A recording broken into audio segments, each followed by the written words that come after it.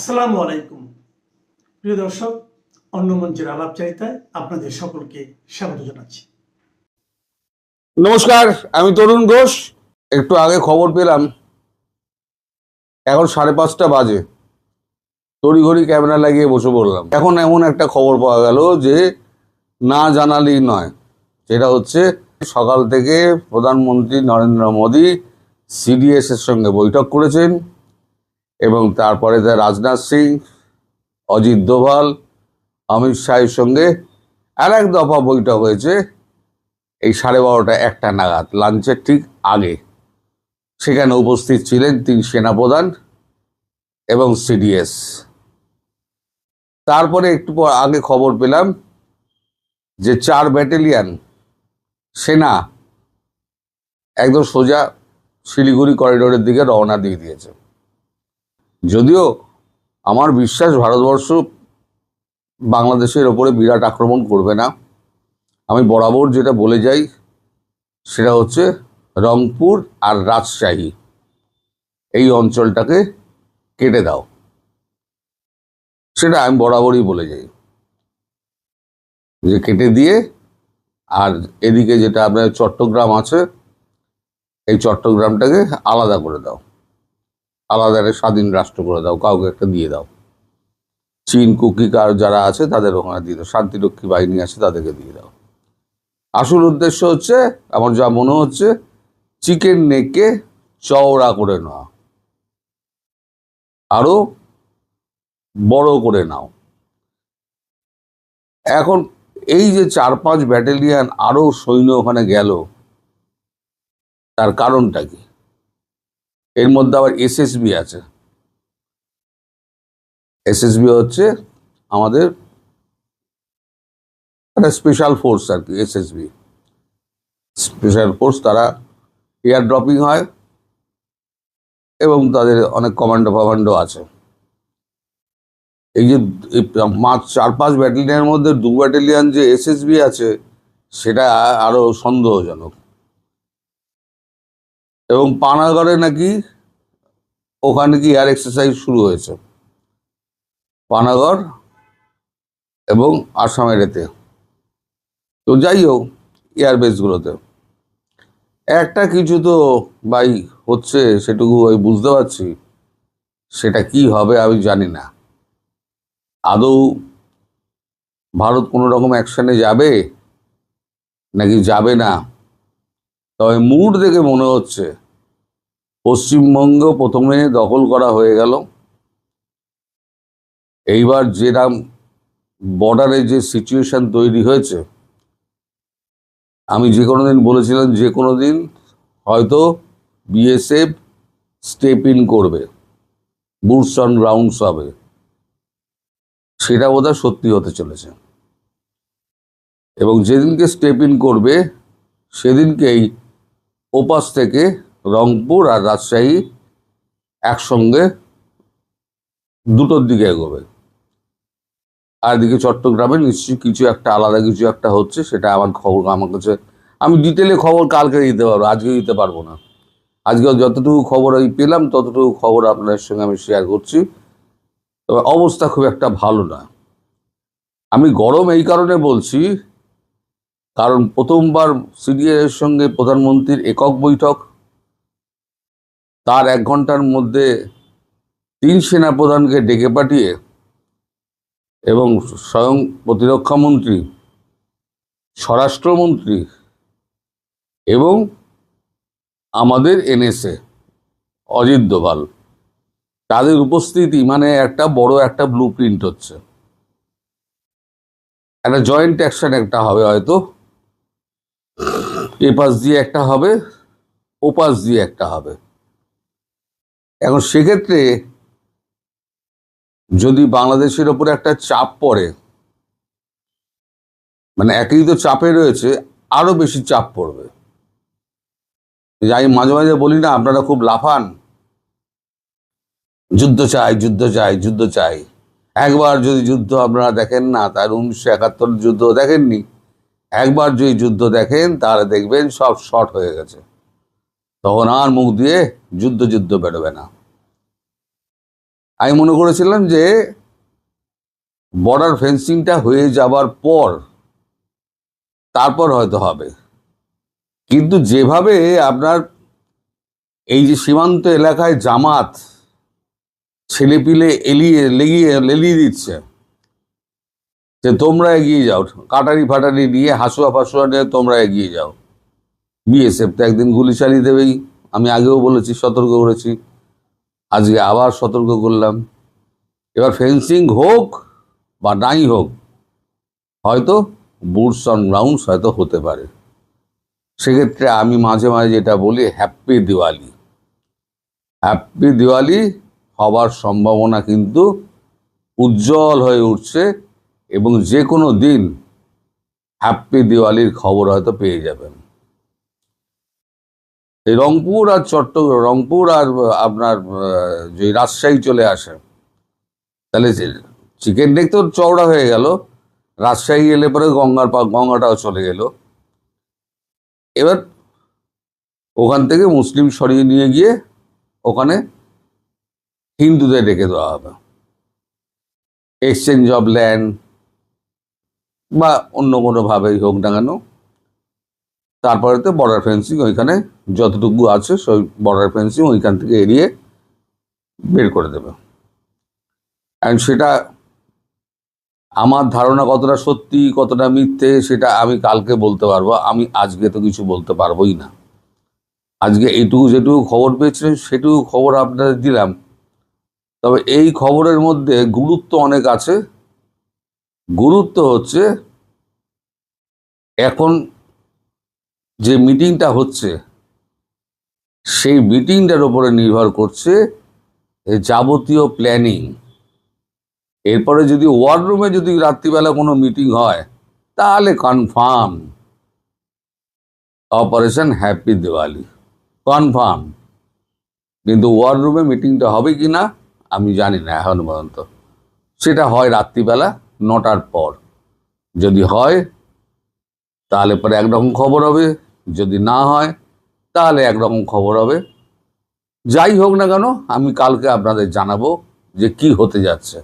তবে আপনারা মোটামুটি একটুখানি মানসিক দিকে তৈরি থাকুন, হয়তো একটা হ্যাপি দিওয়ালি হলেও হতে পারে। ভারত বাংলাদেশ দুদেশের সীমান্ত উত্তেজনা, এর প্রশমন হবে কি করে? ভারত বাংলাদেশ এই দুটি প্রতিবেশী রাষ্ট্র, হাজার হাজার বছর থেকে দুটি দেশ এক দেশ ছিল। পরবর্তীতে 1947 সালে দুটি দেশ স্বাধীন হয়ে একটি পাকিস্তানের অংশ হয়, আরেকটি বৃহত্তর ভারত। তারপর 1971 সালে রক্তক্ষয়ী সংগ্রামের পর বাংলাদেশ নামে আরেকটি নতুন দেশের সৃষ্টি হয়। বন্ধুরা, আজ সেই বাংলাদেশ এবং ভারতের ঐতিহাসিক সম্পর্ক, সীমান্ত উত্তেজনা, এর প্রশমন এবং এর রিপারকেশনটা কি হচ্ছে ভারতে এবং বাংলাদেশে, সে বিষয়টা নিয়ে আলোচনা করতে চাই। আপনারা একটা জিনিস খেয়াল করে দেখেন, বাংলাদেশ এবং ভারত যে দুই প্রতিবেশী রাষ্ট্র, এই প্রতিবেশী রাষ্ট্রের যে লেগাসি, এই লেগাসিটা মূলত 3 ধরনের। প্রথমটা হচ্ছে ভৌগোলিক সৃষ্টি। আপনি যদি দেখেন যে প্রকৃতি এমনভাবে এই দুইটা দেশকে এমনভাবে বেঁধে দিয়েছে যে বাংলার এক পাশে লোনা জল, প্রশান্ত আমাদের বঙ্গোপসাগরের লোনা জল, 3 দিক দিয়ে ভারত ঘিরে রেখেছে এই সুজলা সুফলা শস্য শ্যামলা নদীমাতৃক এই বাংলাদেশকে। আর এক কোনায় বর্মদস্যু, যারা আমাদের জন্মের পূর্ব সময় থেকেই এই যুদ্ধ বিগ্রহের মধ্যে লিপ্ত আছে। জাতিগত দাঙ্গা, সামরিক হস্তক্ষেপ, গণতন্ত্রের ডিফিসিট, সব কিছু মিলিয়ে একটি বর্মদস্যু, আমাদের দেশে বর্মদস্যু বলে বা বর্মদষ্ট বলে এক ধরনের প্রবাদ আছে। অর্থাৎ খারাপ কিছুর তুলনা করতে হলে বার্মাকে উপমা হিসেবে নিয়ে আসা হয়। তাহলে এখন দেখেন, বঙ্গোপসাগর, আমাদের সুন্দরবন, আমাদের 3 দিক দিয়ে ঘিরে থাকা ভারত, 7 সিস্টার্স এবং বার্মা। এই বাংলাদেশের এই সমস্যাটি হচ্ছে ভৌগোলিকের সমস্যা। অর্থাৎ আমাদের সম্পর্ক বলেন আর সমস্যা বলেন, এটি আমরা তৈরি করিনি। ভূগোল এটি তৈরি করে দিয়েছে, প্রকৃতি এটা আমাদেরকে তৈরি করে দিয়েছে, এটাই প্রকৃতি, এটাই নেচার। আমাদের সাথে ভারতের আরও একটি সমস্যা বলেন আর লেগাসি বলেন, সেটা হলো ইতিহাস। ইতিহাসের দিকে যদি আপনি একটু খেয়াল করে দেখেন, বাংলা নামের যে প্রদেশ, বঙ্গ নামের যে প্রদেশ, তার এক অংশ ভারতে আর এক অংশ বাংলাদেশ। এই দুটি অংশ প্রাগৈতিহাসিক যুগ থেকে ভারতবর্ষের ইতিহাসে, ভারতবর্ষের অর্থনীতিতে, ভারতবর্ষের রাজনীতিতে, সমাজনীতিতে, ধর্মতত্ত্বে প্রভূত গুরুত্বপূর্ণ ভূমিকা রেখেছে। যার কারণে ঐতিহাসিক মেলবন্ধনে আপনি যদি দেখেন, এই বাংলা 1905 সালে একবার বঙ্গ হয়েছিল, বঙ্গভঙ্গ, যার বিরুদ্ধে রবীন্দ্রনাথ সহ তাবৎ বড় বড় বুদ্ধিজীবীরা লেখনী লিখেছেন, কথা বলেছেন। তারা বলেছিলেন এই বাংলাকে যদি এইভাবে ভাগ করা হয়, ইতিহাসের কোনো বাঁকে গিয়ে সেই দুইটা ভাগ দুইটা দেশ হয়ে যেতে পারে। দার্শনিক চিন্তা চেতনার জন্য রবীন্দ্রনাথকে প্রণাম করি, কারণ এই রবীন্দ্রনাথ তখনই বুঝেছিলেন বাংলা যদি একবার ভাগ হয়, ওই ভাগের যে, আপনি একটা জিনিস দেখেন, আপনার যদি একটা পাতিল যদি কোনোভাবে ফেটে যায়, কোনো একটা স্বর্ণের জিনিসও যদি ফেটে যায়, এটাকে জোড়া দেওয়া যায়, কিন্তু সময় সময়ে সুযোগ পেলেই জোড়াটা ওই ভাঙা জায়গায় জোড়াটা আবার দুদিকে চলে যায়। ঠিক তেমনি ইতিহাসের ভাঙনটা এমন। বাংলায় বঙ্গভঙ্গ যে হয়েছিল এবং বঙ্গভঙ্গ রদ হয়েছিল, কিন্তু কাটা যে দাগটা, এই দাগটা কিন্তু আর মিলায়নি। যার কারণে যখন ভারত পাকিস্তান ভাগ হয়, তখন এই বাংলা এক অংশ পাকিস্তানের অংশ হলো, আর এক অংশ ভারতের অংশ হলো। অথচ বাংলাদেশ এবং ভারতের যে অংশ, এই টোটাল বঙ্গকে মিলালে 54% তখনও মুসলমান ছিল। হিন্দু মুসলমানের যে দেশ যদি হতে হয়, তাহলে বাংলাটাও কিন্তু একটা রাষ্ট্র হতে পারত। মানে সেটা মুসলমান বা হিন্দুর দেশ নয়, অসাম্প্রদায়িক চেতনায় সকল মানুষের একটি বঙ্গ দেশ। সেটি হয়নি, আমরা পাকিস্তানের অংশ হয়েছি। তারপর পাকিস্তানের অনাচার অত্যাচার এর ভিত্তিতে আমরা তাদের বিরুদ্ধে রিভোল্ট করেছি। ভারত সেখানে আমাদের পাশে বন্ধুর হাত বাড়িয়ে দিয়েছে, অর্থনৈতিক, সামাজিক, যত রকমের সাহায্য, সামরিক সাহায্য, নিজেদের ভূখণ্ড ব্যবহার করার সাহায্য, সব কিছু দিয়ে, অস্ত্র দিয়ে, ট্রেনিং দিয়ে, আমাদের যোদ্ধাদেরকে সাথে নিজের সৈনিকদেরকে দিয়ে এই যুদ্ধ করে এই দেশটাকে স্বাধীন করে দিয়ে 3 মাসের মধ্যে এই বাংলাদেশ ছেড়ে একটি স্বাধীন সার্বভৌমত্ব রাষ্ট্র তৈরি করে দিয়ে গেছে। সুতরাং খেয়াল করে দেখেন, হিস্ট্রিক্যালি ইতিহাসের একটা দায়বদ্ধতা ভারত এবং বাংলাদেশ এই সম্পর্কের মধ্যে রয়েছে। অর্থাৎ কিছু সমস্যা ইতিহাস সৃষ্টি করেছে, আর কিছু সমস্যা আমরা নিজেরা তৈরি করেছি। বাংলাদেশ এবং ভারত কিছু কিছু সমস্যা তারা নিজেরা তৈরি করেছে। তাহলে আমি যে কথাটি বলতে চেয়েছি, ভারতের সাথে আমাদের যে বন্ধন, আমাদের যে সম্পর্ক, এর ভিতরে যে সমস্যাগুলো আছে, তার কতক অংশ ভৌগোলিকের সৃষ্টি, আর একটা অংশ ইতিহাসের সৃষ্টি, আর কিছু সৃষ্টি করেছি আমরা নিজে। কেমন? 1971 সালে যে দেশ অকাতরে আমাদেরকে সাহায্য করেছে, সহযোগিতা করেছে, 75 সালে বঙ্গবন্ধুকে হত্যা করার পর সেই দেশ আবার তার সংবিধান বদলাইয়া ভারতমুখিতার থেকে পাকিস্তানমুখী হয়ে গেল। অর্থাৎ ওই অন্ধকার টানেলের দিকে মুখ করে মৌলবাদী গোষ্ঠী, সাম্প্রদায়িক গোষ্ঠী আবার আজান দিতে শুরু করলো, এবং এই পাকিস্তানি তথ্য আবার নিয়ে আসলো। আমরা 71-এ মানুষ ছিলাম, তার আগেও মানুষ ছিলাম। ওই 71-এর 75-এর পরে এসে আমরা নতুন করে আবার পাকি মানব হওয়ার চেষ্টা আমরা চালালাম।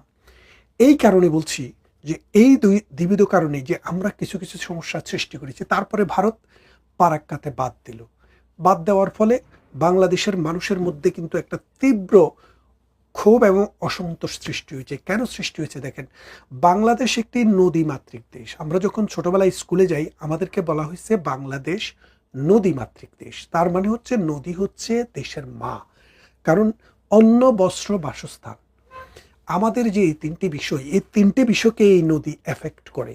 নদীর ভাঙনে আমার বাসস্থান ভেঙে যায়, নদীর পানি না থাকলে আমার মাছে ভাতে বাঙালি হয় না, নদীর পানি না থাকলে আমার ডালে ভাতে বাঙালিও হয় না, নদীর পানি না থাকলে আমার শস্য উৎপাদন হয় না। যেই কারণে এই নদীর সাথে আমার জীবিকার সম্পর্ক, নদীর সাথে আমার জীবনের সম্পর্ক, নদীর সাথে আমার বাসস্থানের সম্পর্ক। সেই নদী বাংলাদেশ নদীমাতৃক দেশ, আর এই 54টি নদী এসছে ভারত থেকে। এই ভারতের 54টি নদী আমার দেশের অব্দি প্রবাহিত হয়েছে। উজানের দেশ ভারত, বাটির দেশ বাংলাদেশ, যার কারণে ভারতের পানির উপরে বাংলাদেশের নির্ভরতা অনেক। দিন যত যাচ্ছে ভারতের অর্থনৈতিক সক্ষমতা বাড়ছে এবং পানিকে বহুমাত্রিক মিঠা পানির ব্যবহারের যে কৌশল সেটাও তারা আবিষ্কার করছে। ফলে বাংলাদেশ কিন্তু প্রতিনিয়ত একটা প্রেশারের মধ্যে পড়ছে। এই সমস্যাগুলো কিন্তু প্রকৃতি সৃষ্টি করেনি, এগুলো আমরা মানুষ সৃষ্টি করেছি। এখন খেয়াল করে দেখেন, এই ত্রিবিধ সমস্যার কারণে ভারতের সাথে ডিল করা সবসময় কিন্তু অত সহজ ব্যাপার না। তারপরও বর্তমানে বাংলাদেশে যে সরকার রয়েছে, তারেক রহমান যখন ক্ষমতায় আসে, ভারত কিন্তু প্রথম দিকে তার খুব উদার চিন্তা চেতনা নিয়ে তারেক রহমানের সাথে কাজ করার ইচ্ছা ব্যক্ত করেছে। কিন্তু দিন যত যাচ্ছে ভারতের সেই ইচ্ছা আস্তে আস্তে ফিকে হয়ে আসছে। কেন হয়ে আসছে দেখেন, আপনি যদি প্রাচীন ভারতবর্ষে বড় বড় রাজাদের কথা বলেন, তারা তাদের সন্তানদের জন্য পণ্ডিত ভাড়া করত, পণ্ডিত রাখত। কেউ সংস্কৃত পড়াতেন, কেউ আরবি পড়াতেন, কেউ পার্সি পড়াতেন। যেই পণ্ডিত পার্সি পড়ান তিনি আরবি পড়াতেন না, যেই পণ্ডিত সংস্কৃত পড়ান তিনি পার্সি পড়াতেন না, কারণ যার যার এক একটা গণ্ডি ছিল। ঠিক তেমনি দেখে বোঝা যেত কোন পণ্ডিতের পাণ্ডিত্য কোন দিকে। তারেক রহমান ক্ষমতায় আসার পর যেই সব লোককে তার চারপাশে ঠাঁই দিয়েছে তাদের বেশিরভাগে ভারত বিরোধী। যেমন গতকাল আমি আমার আলোচনায় বলছিলাম যে ডক্টর জাহিদ, যিনি এই তারেক রহমানের বিশেষ উপদেষ্টা, তিনি দিল্লি থেকে ঢাকায় ফেরত এসছেন ইমিগ্রেশন জটিলতার কারণে বা রাগ করে।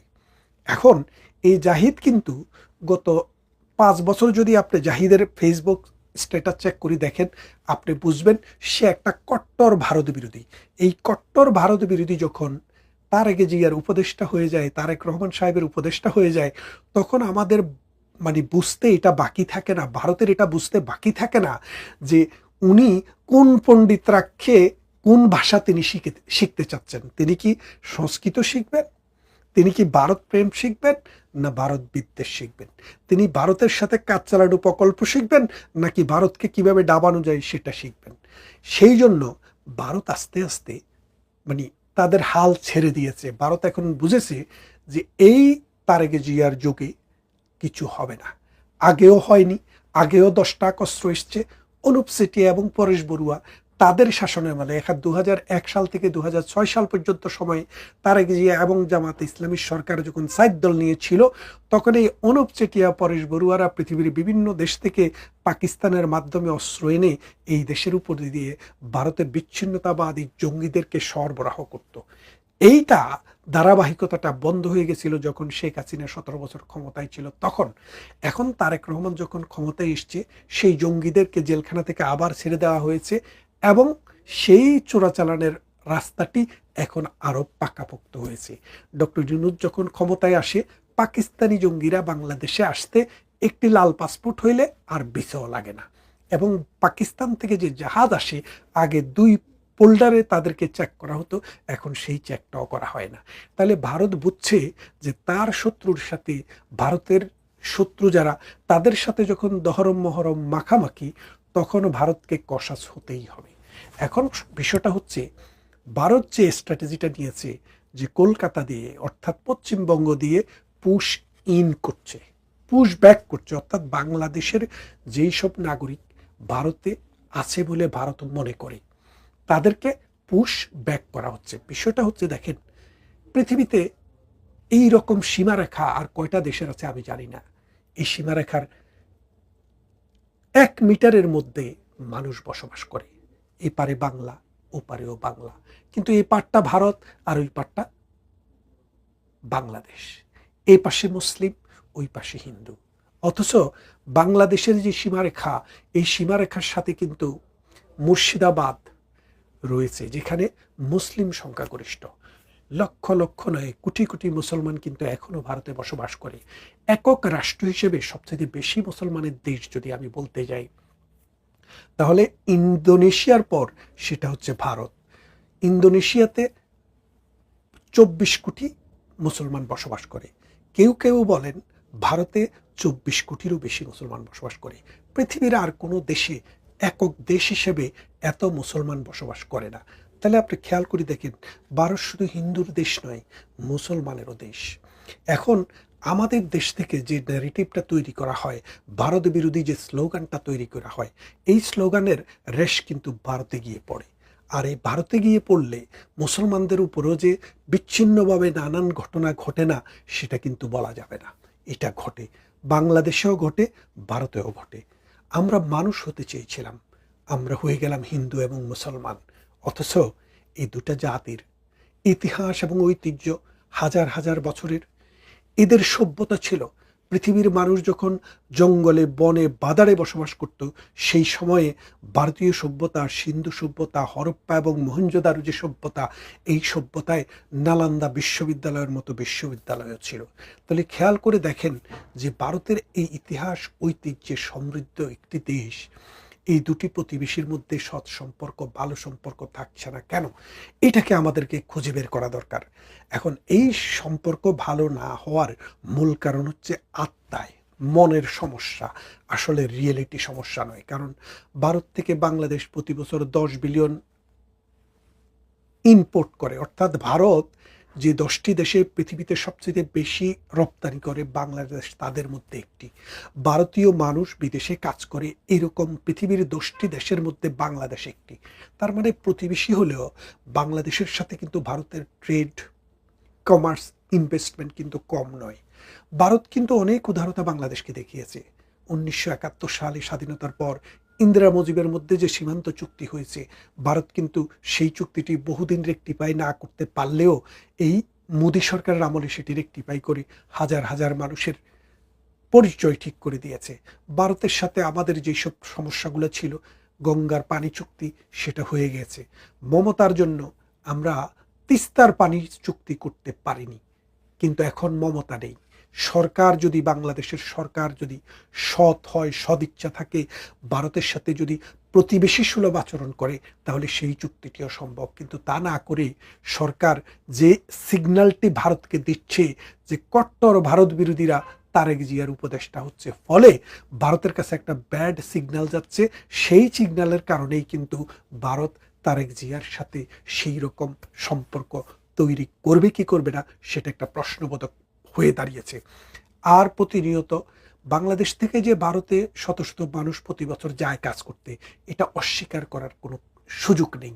আমি যে গ্রামে জন্মগ্রহণ করেছি, সীমান্ত থেকে আমার বাড়ির দূরত্ব প্রায় 8 থেকে 10 কিলোমিটার। আমার গ্রামও আমি দেখেছি 1, 2, 3টি নয়, আরও বেশি পরিবারের মানুষও এই ভারতে যায়, এবং অন্তত 2-3টা পরিবার আছে যারা ভারতে বসবাসও করে। তো তাহলে আপনি খেয়াল করে দেখেন যে বাংলাদেশ এবং ভারত ট্রেডিশনালি দুইটা প্রতিবেশী রাষ্ট্র। বাংলাদেশ যদি ভারতের অখণ্ডতা রক্ষার প্রতি শ্রদ্ধাশীল হয় এবং ভারতকে অস্থিতিশীল করার জন্য চায়না এবং পাকিস্তানের যে ষড়যন্ত্র, সেই ষড়যন্ত্রের গুটি হিসেবে ব্যবহার না হয়, তাহলে ভারত কিন্তু বাংলাদেশকে ব্ল্যাঙ্ক চেক দেবে যে তোমাকে আমরা পুশব্যাকও করব না, তোমাকে অশান্তিও দেব না। কিন্তু ভারত সেই নিশ্চয়তাটি পাচ্ছে না। এখন বাংলাদেশকে এটা কনফার্ম করতে হবে যে প্রধানমন্ত্রী শেখ হাসিনার আমলে যেইভাবে আমাদের ভূখণ্ড ব্যবহার করে ভারতে হামলা চালানো যায় নাই, আমাদের ভূখণ্ড ব্যবহার করে ভারতে অস্ত্র ঢুকানো যায় নাই, আমাদের ভূখণ্ড ব্যবহার করে পাকিস্তানের তেহরিকে তালেবানকে ট্রেনিং দেওয়া যায় নাই, এটা যদি বাংলাদেশ কনফার্ম করতে পারে, বাংলাদেশে কোন সরকার থাকলেও ভারত কিন্তু সেটা চিন্তা করে না। ভারত চিন্তা করে কাজ। ভারত কিন্তু সরকার দেখে না, কর্ম দেখে। এখন আওয়ামী লীগের সাথে ভারতের ঐতিহাসিক একটা সম্পর্ক রয়েছে। এই সম্পর্কটার ভিত্তি আওয়ামী লীগ বলে নয়, এই সম্পর্কটার ভিত্তি হচ্ছে প্রধানমন্ত্রী যখন শেখ হাসিনা যখন ক্ষমতায় ছিলেন বা বঙ্গবন্ধু যখন ছিলেন, ভারতের এই 7টা স্টেট নিরাপদ ছিল এবং ভারতে কোনো ধরনের চোরা কারবারির অস্ত্র যায়নি, এবং বাংলাদেশ কখনো ভারতের সীমারেখার ওপারে গিয়ে যুদ্ধ অবস্থা তৈরি করার জন্য বাংলাদেশের ভূখণ্ড ব্যবহার করতে দেয়নি। এই ব্যবস্থাটা যদি, এই নিশ্চয়তাটা যদি তারেক জিয়া দিত, ভারত তাদের সাথেও ভালো ব্যবহার করত। কিন্তু তারেক জিয়া তো সেটা দেবেন না, সেটা সম্ভব না। এবং ভারতকে সেটা বুঝতে হবে যে তারেক জিয়া যেসব পণ্ডিত রাখে তার চারপাশে, তারা হলো কট্টর ভারত বিরোধী। ভারতকে কিভাবে, কত রকমে বিপদে পালানো যায়, কিভাবে অস্থিতিশীল করা যায়, তারা নামাজ পড়ে মোনাজাত করে, সেখানেও ভারতের জন্য বদদোয়া করে। সুতরাং আপনারা বুঝতেই পাচ্ছেন ভারতের সাথে এই তারেক রহমানের সরকারের সম্পর্ক কখনো কোনো দিনই সুসম্পর্ক হওয়া সম্ভব না। তাই ভারত যে পুশ ব্যাক করছে, এটাতে দুইটা দেশের জন্য আরও অস্থিতিশীলতা বাড়তেছে। এবং ভারত এটা ইচ্ছাকৃতভাবে বুঝে শুনেই করছে। কেননা বাংলাদেশ যখন ভারত বিরোধী হবে, তখন ভারতও বাংলাদেশ বিরোধিতা দিন দিন বাড়বে। এবারের মমতার হেরে যাওয়ার একটি কারণ অনুসন্ধান করে দেখবেন যে ভারতের মানুষের মধ্যে ধারণা হয়েছে বর্তমানে বাংলাদেশে যেই শক্তি ক্ষমতায় আছে তারা ভারত বিরোধী শক্তি, এবং এই ভারত বিরোধী শক্তির সাথে মমতার একটা সম্পর্ক বা একটা কানেকশন আছে, সুতরাং মমতাকে আর রাখা যাবে না। তার মানে ভারতের মানুষের মধ্যে যে রিপারকেশনটা হয়েছে, সেটাই কিন্তু মমতাকে এবারে পরাজিত করেছে আর মোদিকে জয়লাভ করতে সাহায্য করেছে। তাই আসুন, এই দুইটা দেশের শান্তিপ্রিয় মানুষ, যুদ্ধবিরোধী মানুষ, ভাতৃপ্রতিম মানুষ, বাংলাকে ভালোবাসে, বাংলা সাহিত্যকে, ইতিহাসকে, ঐতিহ্যকে ভালোবাসে, এদের সম্মিলিতভাবে আমরা এই সমাজ, এই রাষ্ট্র, এই দেশকে সাম্প্রদায়িকতা মুক্ত করে দুটি প্রতিবেশী শান্তিতে বসবাস করার পথ অন্বেষণ করি। ভালো থাকবেন।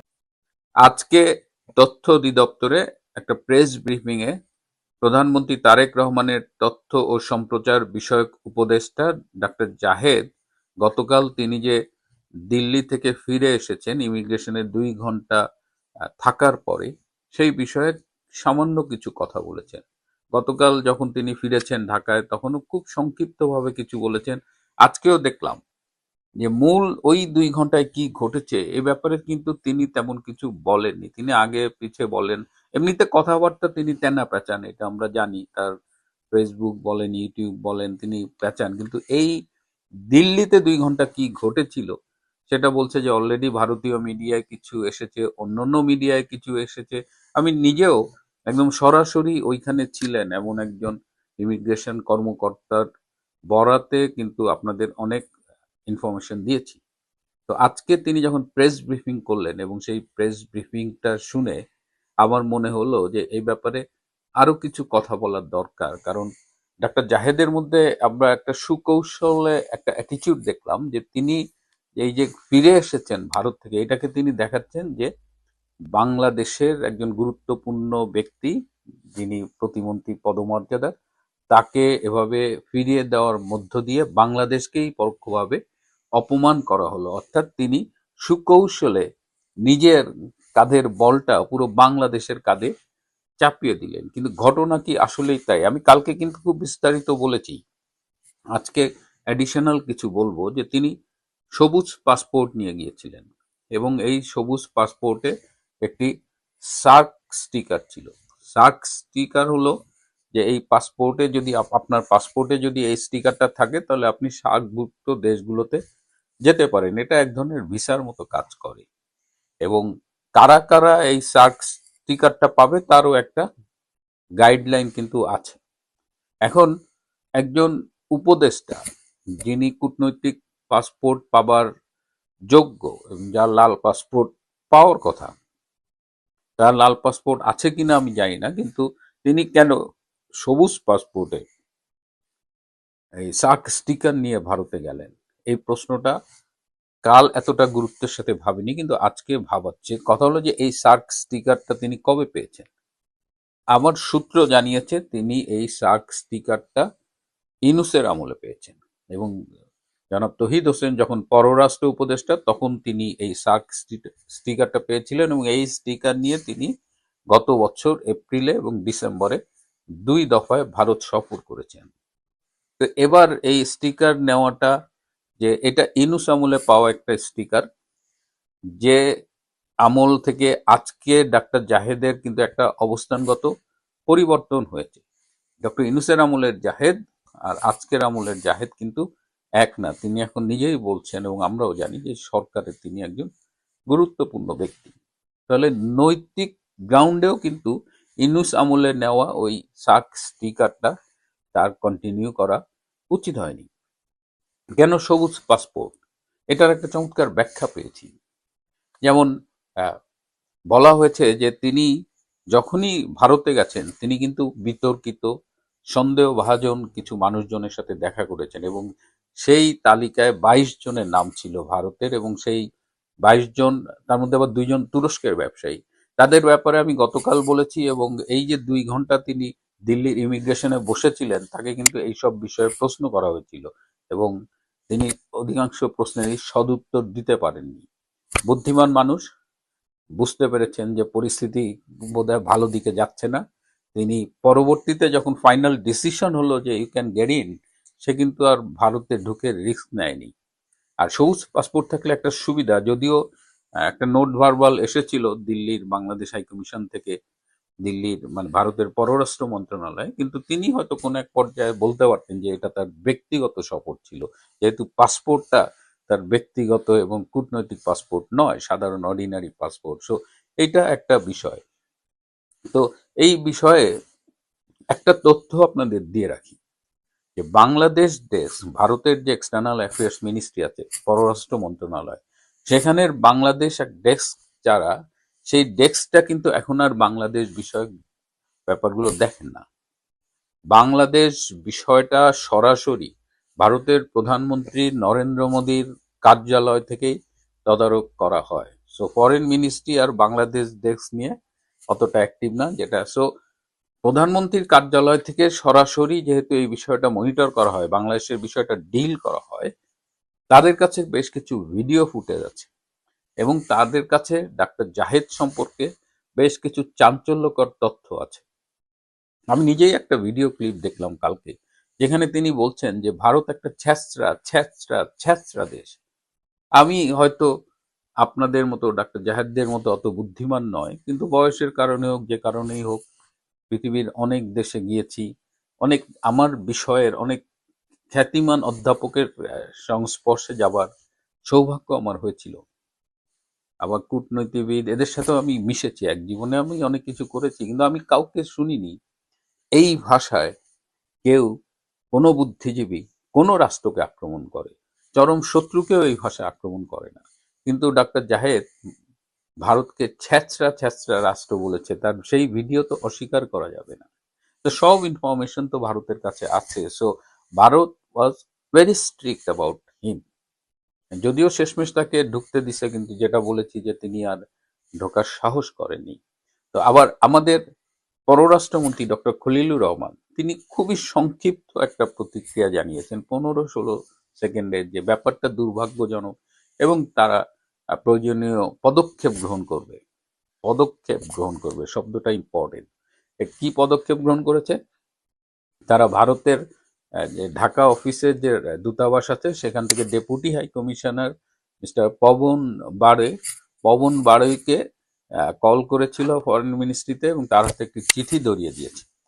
মিস্টার পবন বাড়ৈ কিন্তু খুব ক্লিয়ারলি বলেছে যে ভারতে যদি কেউ আইন বহির্ভূত কাজ করে তাহলে ভারত সরকার তার বিরুদ্ধে আইন অনুযায়ী ব্যবস্থা নেবে। এখানে কারো অপমান বা অসম্মান এগুলো কোনো বিষয় না। আজকে যখন এই কথাগুলো বলছি, আজকে একজন বিএনপির নেতার সাথে আমার কথা হচ্ছিল, তো তিনি সম্ভবত আমার গতকালের এপিসোডটা দেখেছেন অথবা শুনেছেন। তা বললো, ভাই আপনার ছোট ভাই ডাক্তার জাহেদ, সে তো আমার সরকারের জন্য একটা বোঝা হয়ে গেছে, লায়াবিলিটি হয়ে গেছে। আমি বললাম, কেন, আপনাদের না অ্যাসেট? বলে, ভাই অ্যাসেট নাই, লায়াবিলিটি হয়ে গেছে। এবং যতই ডাক্তার জাহেদ এটাকে বাংলাদেশের অপমান হিসেবে দেখানোর চেষ্টা করুক, ডক্টর খলিল কিংবা মিস্টার তারেক রহমান, তারা কিন্তু ঠিকই বুঝেছেন যে এই ডাক্তার জাহেদ পুরো সরকারকেই একটা বিপাকে ফেলেছে এবং সরকারের জন্য খুব বিব্রতকর এই পুরো বিষয়টা। এবং এভাবে যদি কন্টিনিউ করে তাহলে ডাক্তার জাহেদ পুরা সরকারকে আরো বেশি বিপদগ্রস্ত করে তুলতে পারে।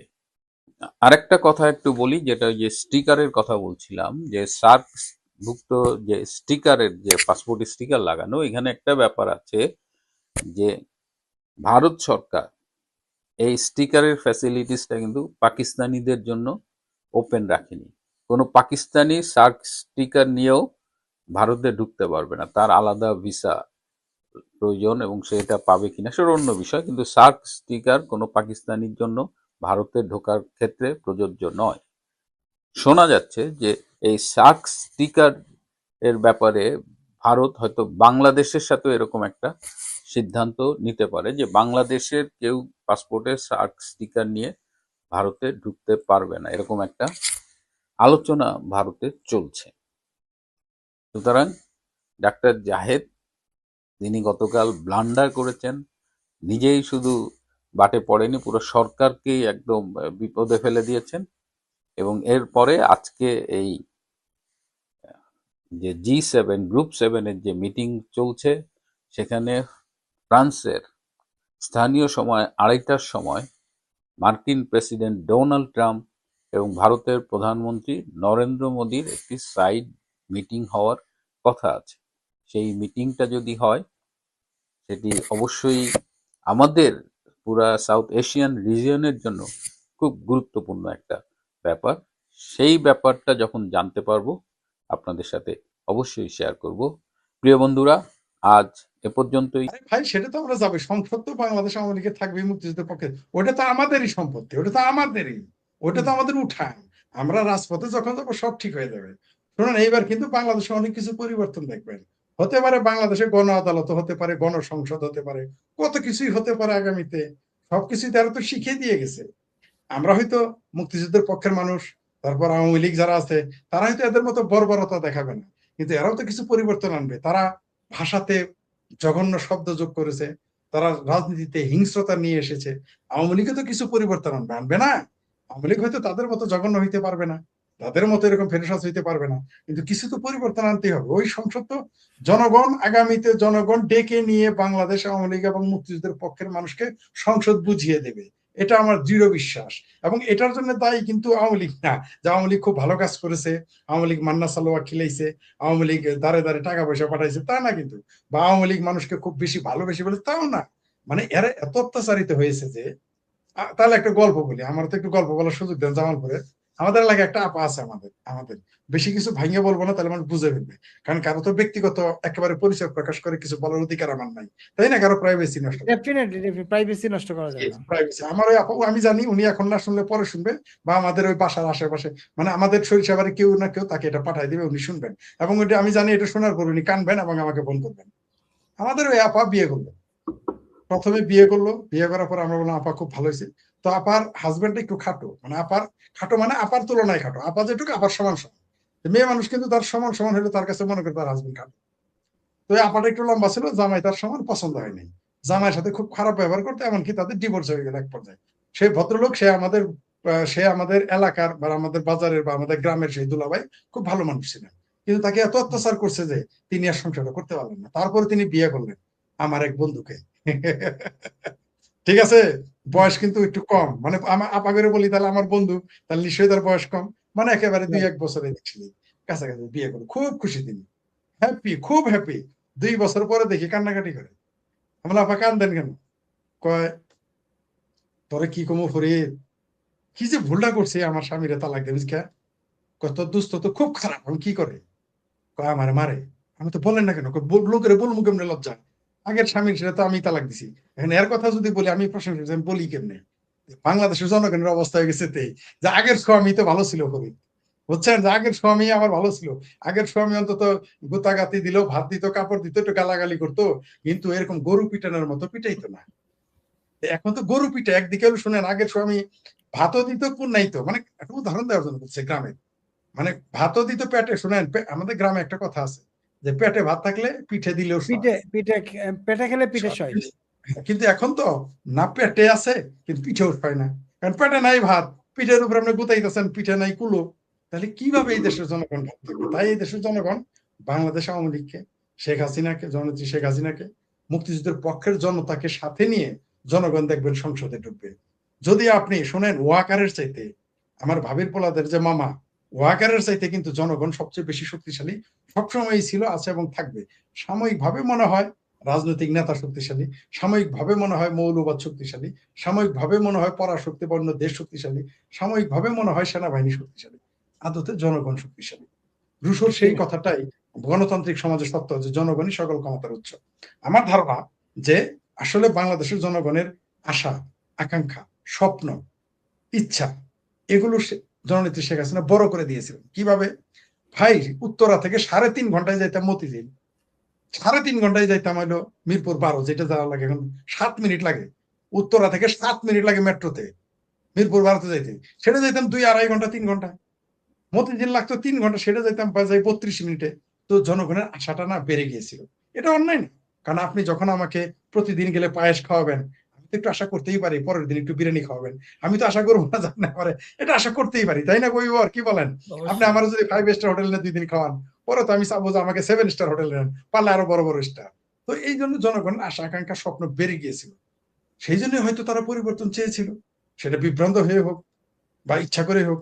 কিন্তু এখন তারা বুঝতে পারলো যে না, আমাদের যা যোগ্যতা তার চেয়ে বেশি আমাদের শেখ হাসিনা দিয়েছিল। আর যারা এসেছে, যে গৃহস্থ এসেছে, সেই গৃহস্থের না নিজে খাওয়ার ক্ষমতা আছে, না অন্যকে খাওয়ানোর ক্ষমতা আছে। আপনি খেয়াল করেন, 4 লক্ষ কোটি টাকা একজন বাংলাদেশী নাগরিক ভারতে বিনিয়োগ করলো, যে ভারতকে সারাদিন গালি দেয়, গরুর মুতের দেশ, সেইখানে গিয়ে গরুর মুত খাওয়া দেশ, সেখানে গিয়ে মানুষ 4 লক্ষ কোটি টাকা বিনিয়োগ করলো। আমাদের ওই যে আশিক নাকি ফাশিক চৌধুরী, তাকে নিয়োগ দিল বিনিয়োগের জন্য, 5টা টাকা আনতে পারেনি। বরং আমাদের এই 3 জনকে যদি নিয়োগ দিত, অন্তত 500 কোটি টাকায় 2 বছরে আসতো, একেবারে মিনিমাম। মিনিমাম সরকার যদি আমাদের সনদ দিত যে এই ব্যক্তিটি আমাদের সরকারি লোক, এরা বিনিয়োগের জন্য কাজ করতেছে, আমি নিশ্চিত অন্তত এক একজন 500 কোটি টাকা করে সরকার কাইনে দিতে পারতাম, কম পক্ষে যদি নাও আনতে পারতাম। কিন্তু ফাসিক চৌধুরী শত শত কোটি টাকা খরচ করে সরকারের জন্য $1 বিনিয়োগ আনতে পারেনি। জনগণ থেকে বুঝে ফেলেছে, কারখানা বন্ধ, ক্ষেত খামারে কাজ নাই, গার্মেন্টস বন্ধ। সবচেয়ে বড় ফ্যাক্টরির মালিক আজাদ সাহেব বলেছে, আজাদ কি যেন নাম ওনার ভুলে গেছে এখন, তিনি বলেছেন 10, জি যে কে তিনি বলেছেন 10,000 কর্মচারী তিনি ছাঁটাই করবেন। আপনি এগুলো কি সিমটম মনে করতে? এলাকায় আসছিল, বুঝছেন, এক রাজাকার আছে, রাজাকারের দিকে পোলার কয় উপর দিয়ে কি যায় রে, বাজান উপর দিয়ে কি যায়, বিমান, কাগর বিমান, আঙ্গর বিমান, মানে রাজাকার তো সে এলাকার পিস কমিটির লোক। আমাদের এলাকার কথা বলছে, আমার যেখানে আমার বাড়ি সেখানে কথা বলছি। তো এই টাইমে তো বিমান হামলা করছে, করার পর গরু মারা গেছে, দেখে যে বাজান গরু তো আঙ্গুর মরে গেছে, কয় শালা আমগরি বিমান আমগরি গরু মারলো। এই আজাদের অবস্থা তাই, তার টিভিতে বসে তারই লোকজন সবকিছু করলে, এখন তারই 10,000 কর্মী ছাঁটাই করতে হইতেছে। শুনেন, প্রথম আলো নাকি শেষ আলো অন্ধকার, যে প্রথম আলোর জন্য আমি 2-3 বার, আমি জীবনে একটা পত্রিকার জন্য দৌড়ানি খেয়েছি, সে হলো প্রথম আলো। প্রথম আলোর জন্য আমাকে ঘেরাও করেছিল, আমাকে মারবে, কারণ আমি প্রথম আলোর পক্ষে বলেছিলাম 2001-এ, যখন তারেক রহমান প্রথম আলোকে বলেছিল। তখন আপনি কি অবুঝ যেন ছিলেন নাকি? তখন না আপনি না, অবুঝ অবুঝ ছিলেন ছিলেন। না, না না, 2001 সালে তো আমি অবুঝ না তো, ঠিক আছে। তো তখন তখন তো আমি কমরেড, কমরেড অবস্থার কমরেড। তো যাই হোক, প্রথম আলো আমি বলেছি দেখেন, বাক স্বাধীনতা প্রত্যেক পত্রিকাকে দিতে হয়। সে প্রথম আমাকে মোটামুটি ঘেরাও করে ধরছিল, পরে বাইসে গেছি যে যিনি মারতে আসতেছেন তারই এক ভাতিজা হইলো আমার ভাইয়ের শালা, আমি চিনতাম না, মানে আমার ভাইয়ের দুঃসম্পর্ক চিনে গেছে। না না না, এমনি আমাকে বিয়ে নইলে ওই দিনে আমার এই প্রথম আলোর পক্ষ নেওয়ার জন্য আমার মাথা 2 ভাগ করে ফেলতো। দেখ সেই প্রথম আলো কি করেছে, ডেইলি স্টার কিভাবে জঙ্গিদের সাপোর্ট দিয়েছে, সেই জঙ্গিরা কিন্তু তার তার অফিস জ্বালিয়ে দিয়েছে, সেখানে গিয়ে গরুর যে পথ খাইতে গেছে। এই কাজ আজ সাহেবের তো সাথে, ঠিক যেমন বাংলাদেশের জনগণের অবস্থাতে। আপনাকে আরো একটা হাস্যকর খবর দিব, আজকাল যে কিন্তু দুষ্ট লোকেদের কাছে শুনতেছি যে জামাত বিএনপি লোকেরা আওয়ামী লীগের লোকের কাছে অ্যাডভান্স চাকরি চাই বসে আছে, কারণ এরা জানে এত সরকার আর থাকতেছে না। আমরা এও শুনতেছি দুষ্ট লোকদের কাছে যে জামাত বিএনপি লোকজন বলছে, হা রে, তোমরা যখন ছিলা তখনই ব্যবসা ভালো ছিল, এখন তো আমরা ফাঁদে পড়ে গেছি, তোমরা তাড়াতাড়ি আসো। আপনি কি জানেন এই মুহূর্তে জামাতের ব্যবসায়ী, বিএনপির ব্যবসায়ী, মানে যারা মার্কা মারা, মার্কা দেওয়া আছে, সিল মারা আছে পশ্চাৎ দেশে, তারা হয়তো আপনাকে প্রকাশ্যে বলবে না। আপনি আমজনতাকে জিজ্ঞেস করেন কি বলে তারা। আপনি যান, যে কোনো জায়গায় যাবেন, এই রেজাল্ট তারা এখন তটস্থ, তারাও এখন মনে মনে বলতেছে ওই রিক্সালার মতো, তারাও বলতেছে শেখ হাসিনা আসে না কেন, রিক্সালার দোয়া কবুল হয় কেন, হয় না কেন। তারাও এখন দোয়া, কারণ ভাই পুরান ঢাকার জামাতিরা মেয়ারে জামাইরে দাওয়াত দিতে পারতেছে না, যে জামাইরে ডেইলি প্রতি সপ্তাহে দাওয়াত খাওয়াইতে এখন প্রতি মাসে খাওয়াইতে পারতেছে না। কারণটা কি? কারণ হলো টাকা, ইনকাম যদি ওই যে আগেই বললাম, পেটে যদি সয় ভাই, পেটে থাকলে পিঠে পিঠে সয়, পিঠে এখন হ্যাঁ, পেটে পেটেও গেলে সয় না, পিঠে। পিঠেও সয় না, তাই শেখ হাসিনা আসবেন বাংলাদেশের একদম। জনগণ তাকে নিয়ে সংসদে নিয়ে যাবেন। প্রথমত এটা সত্য যে এটা কূটনৈতিক শিষ্টাচার বহির্ভূত, কোনো সন্দেহ নেই। কারণ আপনি একজন দেশ, একটি দেশের, সেটা বাংলাদেশ কেন, আরো দুর্বল রাষ্ট্র, মনে করেন সুদান দরিদ্র রাষ্ট্র, ইথিওপিয়া দরিদ্র রাষ্ট্র, তারাও যদি আসে, আমেরিকাতেও যায়, তাদের যদি এইভাবে তাদের উপদেষ্টাকে এভাবে 2.5 ঘন্টা দাঁড় করিয়ে রাখে, বসিয়ে রাখে, বা তাদেরকে জিজ্ঞাসাবাদ করে, এটা অবশ্যই কূটনৈতিক শিষ্টাচার বহির্ভূত, কোনো সন্দেহ নেই। কিন্তু দুইখান কথা আছে, সেই ভানুমতির মতো যদি বলে আমার দুইখান কথা আছে। কথা হইল, বাংলাদেশ সরকার এই পেতি পাঠা, প্রথমে ছিল মান্না ভাইয়ের পেতি পাঠা, তারপরে তার একটু উন্নতি হলো, প্রমোশন হলো, তার এক ভাইয়া জাতীয় ভাইয়ার পাশে এসে একটা পাঠা হয়ে গেল, তার প্রমোশন হলো। পেতি পাঠা মানে ছোট, পাঠা মানে বড়, পেতি মানে ছোট, স্মল, টাইনি, আচ্ছা, আমাদের আঞ্চলিক ভাষায়। তো এর পাঠাতে পরিণত হইলো। অথবা আর একটু সুন্দর ভাষায় যদি এগুলো এইভাবে না বলি, যদি বলি যে বুট কালাই সন্দেশ হইলো, বুট কালাই বুঝেন তো, কালাই কালাই, মানে আমাদের গ্রামে আসে যে বুট কালাই সন্দেশ হয়েছে, এর বুট কালাই সন্দেশ, অর্থাৎ যে যার যোগ্য না তার চেয়ে বড় হয়ে গেছে, তার নাম বেশি হয়ে গেছে। তো তাকে চিঠি দিল বাংলাদেশের হাইকমিশন, দিল্লি ইন্ডিয়ার হাইকমিশনকে চিঠি দিল, তাকে ইনফর্ম করলো যে আমাদের উপদেষ্টা, বাংলাদেশ সরকারের উপদেষ্টা, প্রতিমন্ত্রী মর্যাদার একজন দিল্লিতে যাবে একটা বিশেষ অনুষ্ঠান, যেটা হোয়াট এভার ইট ইজ, সেখানে গিয়ে সে অংশগ্রহণ করবে। Okay fine. কিন্তু দিল্লির ইমিগ্রেশন দেখলো লেখা আছে উপদেষ্টা, কিন্তু কাগজপত্র হইলো কামলা। আমি সরি এই শব্দটা ব্যবহার করেছি, তাহলে তো হবে না। আমাকে বলা হইলো, আমাকে কবিবর লেখলেন যে কবিবর আমাকে মনে করেন লেখলেন যে ইসরায়েল একটা কবিতার অনুষ্ঠান হচ্ছে, সেখানে লেখা আছে যে শেখ ফরিদ নামে একজন আসবেন, আমি এখানে প্রধান অতিথি, শেখ ফরিদ হচ্ছে আমার বিশেষ ব্যক্তি, তিনি দার্শনিক শেখ ফরিদ। এখন আমাকে যখন জিজ্ঞেস করলো আপনি কে, শেখ ফরিদ, ঠিক আছে, ঢোকার আগে যদি বলে আপনি কে, শেখ ফরিদ, শেখ ফরিদ, আর কিছু আগে পিছিয়ে যায় না, তাহলে কি মিললো? উনি তো বলে দিয়েছেন দার্শনিক শেখ ফরিদ। দার্শনিক শেখ ফরিদ। তা আমি তো উনি তো বললাম না, আমি পেসকে একটা, উনি তো পেসকে একটা লাগাই দিয়েছেন, পেতনি শেখ ফরিদ নাকি? জি জি জি জি। এখন এখন আপনি পাসপোর্টে লেখা আছে আপনি প্রতিমন্ত্রী, সরকার উপদেষ্টা, তাহলে পাসপোর্টটা আপনার হবে লাল, কোনো সন্দেহ নাই। আপনি কাটবেন টিকিট ইকোনমি ক্লাসের, হুম। অথবা ধরেন আপনি কলকাতা টু দিল্লি যাচ্ছেন, কারণ ইউরোপে তো সব ট্রেন এসি, ওটা আলাদা। দিল্লি টু কলকাতা যাচ্ছেন, অন্য কোনো রাজধানী এক্সপ্রেস তো সবই এসি, মানে একটাতে যাচ্ছেন যেখানে এসি আছে, কোথাও এসি নাই। এসি টিকিটের যায় যদি বলেন আমি এসিতে উঠবো, আপনার টিকিট হইলো নন এসি। নন এসি, এখন আপনাকে কেউ জায়গায় দিবে? অথবা আপনি স্লিপার টিকিট কাটছেন, স্লিপারে গিয়ে বলতেছেন আমারে, আপনি বসা থাকার চেয়ারের টিকিট নিয়ে যদি বলেন স্লিপারে শুইতে তো দিবে আপনাকে? দিবে না তো। ওইখানে তো টিটিসি তো আপনার চেহারা দেখবে না, টিটিসি দেখবে আপনার টিকিট। ইমিগ্রেশন তো আপনার চেহারা সুরাত দেখবে না। যদি ইমিগ্রেশন দুই একজন বলে ফেলছে এ নেশাউরি কাহা সে আয়া, মানে তারা আশ্চর্য হয়ে গেছে, যেরকম একটা নেশাখোর, মানে আমাদের জামালপুরের ভাষায় যদি বলি, অথবা ঢাকার ভাষায় বলি, যে গাঞ্জাখোর, এই যে সোহরাওয়ার্দী উদ্যানে গাঞ্জাখোর কিভাবে ঢাকা বিশ্ববিদ্যালয়ের প্রফেসর হয়, বিষয়টা তো এরকম। বা সোহরাওয়ার্দী উদ্যানে যেমন আমার সাথে একদিন, আমি বলবো না কোন দেশে, একজন ব্যক্তির সাথে আমার পরিচয় হয়েছিল। তিনি আসলে একটা বিখ্যাত ব্যক্তি, সত্যি সত্যি অনেক ক্ষমতাধর। তিনি একটা মিউনিসিপ্যালিটির অ্যাডভাইজার, হুম। এটা আমি জানতাম না, বা একটু শুনছি কিন্তু আমি বিশ্বাস করি নাই। মানে তার চেহারা দেখে আমার পছন্দ হয় নাই, যে লোকটা এত বড় ক্ষমতা, কিন্তু সে আসলে অ্যাডভাইজার ছিলেন। আমি তারা দেখে উঠে দাঁড়াইও নাই, মানে আমি তার সাথে বসে বসে, উনি দাঁড়াইছিলেন আমি বসেছিলাম। কিন্তু পরে একজন বলছে তুমি দাঁড়ায় আছো, বয়স কম দেখে। আমি কিছু না, তাই কি হয়েছে? উনি তুমি যে মিউনিসিপ্যালিটি যে শহরে আছো, এই শহরের মেয়রের তিনি অ্যাডভাইজার। আমি বলে কি, বলেটা কি, মেয়রের অ্যাডভাইজার আর আমি বসে আছি, উনি দাঁড়ায় আছে, তাও এটা কি কেউ বিশ্বাস করবে? আসলে কি চেহারা একটা ব্যাপার। পরে আমি তাকে বলেছিলাম, সরি বলেছিলাম, যে আপনি তো আপনার পরিচয় দেন নাই। আমি আপনাকে বলেছিলাম, আপনি খেয়াল করেন নাই, আপনার সাথে পরিচয় হওয়ার সময়টা আমি আস্তে করে বলছি, আপনি একটু বুঝতে পারেন নাই, নিজের পরিচয় কি নিজে জোরে বলবো? আমি বললাম আপনি তো আসলে মাইডিয়ার প্রকৃতির লোক। যাই হোক, তো এই পেতি পাঠা তো তা না, সে আমার ধারণা পেতি পাঠা এটা গেম খেলেছে। মান্না ভাইয়ের সাবেক পেতি পাঠা তারেক রহমানের পাঠা এটা গেম খেলেছে। আমার ধারণা এটা বিদেশি কোনো গোয়েন্দা সংস্থা তাকে বলেছে তুমি এরকম কাণ্ড ঘটাবা, তোমার সরকার এই চিঠি দিবে, তুমি সবুজ পাসপোর্টটা নিয়ে যাবে। সঙ্গত কারণে ইমিগ্রেশন আপনাকে যেতে দিবে না, প্রশ্নই আসে না। আমি তো ভিআইপি মনে করে আমি ইকোনমি ক্লাসের টিকিট কেটে তো ভিআইপি কোটায় যেতে পারবো না ভাই। ইমিগ্রেশন তো ছাড় আপনাকে দিবে না। উনি এটা ইচ্ছা করেই করেছে আলোচনায় আসার জন্য, জাতীয় এবং আন্তর্জাতিক আলোচনা এবং ভারত বাংলাদেশ সম্পর্কটা যাতে আরেকটু তিক্ত হয় পরিকল্পিত ভাবেই করেছে। এটা হতে পারে তারেক রহমানের ইশারাতেই হয়েছে, হতে পারে তারেক রহমান জানে না, হতে পারে কারণ এই পেতি পাঠায় কিন্তু বিএনপি করে না, করে আওয়ামী লীগ তো করেই না, জামাতও করে না। তাহলে সে কোন দল?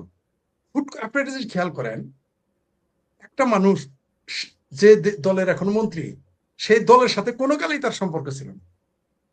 আরে ভাই, আমি অন্তত 2 বছর যাবত, অর্থাৎ 2024 সালের 5ই আগস্ট আগের মাস থেকে কথা বলে আসতেছি।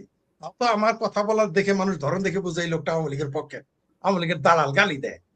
একটা ডকুমেন্টস আছে, জাহেদ কবে বিএনপির পক্ষে কথা বলেছে, কবে বিএনপির মিছিল গেছে? আপনি আপনাদের বয়সে শুনেছেন কোনোদিন জাহিদ পাঠাক কোনোদিন গিয়েছিল বিএনপির কোনো মিছিলে, মিটিং এ? কোনোদিন শুনেছেন? শুনেন নাই।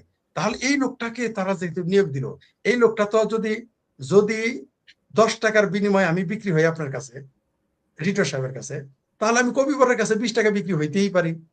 যদি কবিবরের কাছে $20 বিক্রি হই, তাহলে আমি আরেক কেমিস্টের কাছে আমি $100 বিক্রি হইতেই পারি।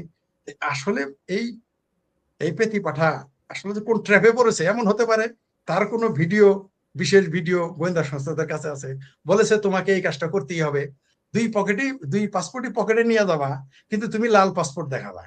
ঠিক আছে, এটা হইতে পারে এই ঘটনা যে সে ট্র্যাপে পড়েছে, বাধ্য হয়েছে, বা তিনি ইচ্ছা করে করেছেন। আসলে এটা একটা ষড়যন্ত্র আমার হিসেবে। নইলে তিনি কি উন্মাদ, তিনি কি পাগল? তিনি যাচ্ছেন পররাষ্ট্র, তিনি যাচ্ছেন প্রতিমন্ত্রী হিসেবে, তার ওই সেমিনারে যাওয়ার যোগ্যতা আছে কি নাই বা যাওয়া উচিত কিনা সেই বিতর্কে আমি যাচ্ছি না। তাহলে সে যাচ্ছে, আমার পরিচয় দিল যে ফরিদ একজন দার্শনিক, কিন্তু আমি আর দার্শনিক পরিচয় দিলাম, তো আমার ঢুকতে তো দিবেই না। তাহলে আমি যদি সিনক্রেট করতে চাই, যে অনুষ্ঠানটা বিতর্কিত করব, নিজে বিতর্কিত হবো বা কবিবরকে বিতর্কিত করব, তাহলে তো আলাদা কথা। তা আপনাকে কে বলেছে সবুজ পাসপোর্ট দেখাইতে? আপনারে বলছে যে আপনার বাবার নাম কি, আপনি বলছেন বাপ দাদার নাম নাই, চানমন্ডলের বিআই, এটা বললে তো হবে না, আপনার বাবার নাম বলতে হবে। আর যেখানে বিআই বলবেন, সে আত্মীয় বাড়ি যায় বিআই বলেন নিজের এলাকায়। আর দেখেন চেহারাটা দেখেন, মানে আমাদের কি দুর্ভাগ্য। আমি বললাম তো উপর থেকে, আসলে তাকে যে সমালোচনা করতেছে এটা আমার দেশের জন্য লজ্জা, কারণ দেশটা তো আমাদের। না, আমি আমার কাছে আপনার কাছে যে প্রশ্নটা ছিল, এই ক্ষতিটা, অসম্মানটা কার হলো, বাংলাদেশের না আপনার বাসায় যে শব্দ ব্যবহার করেন না তার না হলো? না, তার অসম্মান হবে। ওই পেতি পাঠা, 100 পেতি পাঠা, তার না, শুধু আমার মতো 100 ফরিদ অসম্মানিত হলে কি যায় আসে? আপনি বিপুল, আপনার 100 লোক অসম্মান হলে কি যায় আসে? কবি বর অসম্মান কি যায় আসে? ব্যক্তি। কিন্তু এটা যখন আপনি দেশের প্রতিনিধিত্ব করবেন, কবি বর, এই যে কবির অনুষ্ঠান, তিনি যখন অনুষ্ঠানে যান, তিনি তখন কিন্তু শুধু কবি বর হিসেবে যান না, তার অন্য দেশের পাসপোর্ট যতই থাকুক, তিনি কিন্তু সেখানে বাঙালি কবি, বাংলার কবি। তার কিন্তু যত কিছু বলেন, তার পাসপোর্ট যে ডুয়েল পাসপোর্টও থাকে, তিনি কিন্তু বাংলার সাহিত্যের কবি। তাকে কিন্তু প্রতিনিধিত্ব করছে কার? তিনি অপমানিত হওয়া বা তার কারণে যদি কিছু অপমানিত হয়, তাহলে পুরো বাংলাদেশ অপমান হয়ে যায়। আর উনি তো প্রতিনিধিত্ব করতেছেন। আপনি বিপুল, যখন শুধু বিপুল, যায় আসে না, কিন্তু যখন আপনি একটা এডিটর বিপুল, আপনি যখন বাংলাদেশের প্রতিনিধি হয়ে কোথায় যাবেন, তখন যায় আসে। আমি শেখ করি যখন আপনার চ্যানেলে যাই, এটা ডাজন্ট, যখন আমি অন্য চ্যানেলে যাই, বিদেশি যখন কথা বলি, তখন কিন্তু আমার দেশকে আগে রাখতে হয়।